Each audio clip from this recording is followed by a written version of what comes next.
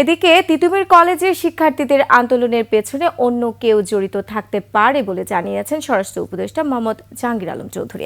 সচিবালয়ে শহীদ দিবস ও আন্তর্জাতিক মাতৃভাষা দিবস উপলক্ষে আয়োজিত আইন শৃঙ্খলা সংক্রান্ত কমিটির বৈঠকে তিনি তিতুমির কলেজের শিক্ষার্থীদের কারণে সাধারণ মানুষের ভোগান্তি হচ্ছে বলে উল্লেখ করে তাদের রাস্তা ছেড়ে দেওয়ার আহ্বান জানান। শিক্ষার্থীদের ক্যাম্পাসের ভেতরে আন্দোলন করার পরামর্শ দেন। পরে শিক্ষা মন্ত্রণালয়ের সিনিয়র সচিব তিতুমিরের শিক্ষার্থীদের দাবির যৌক্তিকতা নিয়েও প্রশ্ন তুলেন। সানবিট সব দিবে সামাল। সানবিট ম্যাজিক প্রেস ডিশওয়াশিং এর মাথা ঘোরানো সলিউশন।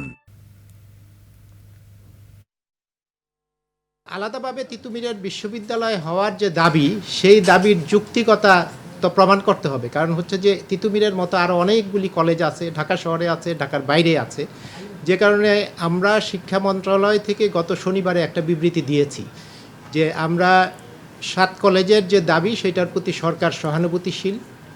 লোকজনকে কিন্তু একেবারে অতিষ্ঠ করে ফেলতেছে। তারা কিন্তু দিনের পরে দিনে কিন্তু তাদের এই দাবি দাওয়া কিন্তু বেড়েই চলছে।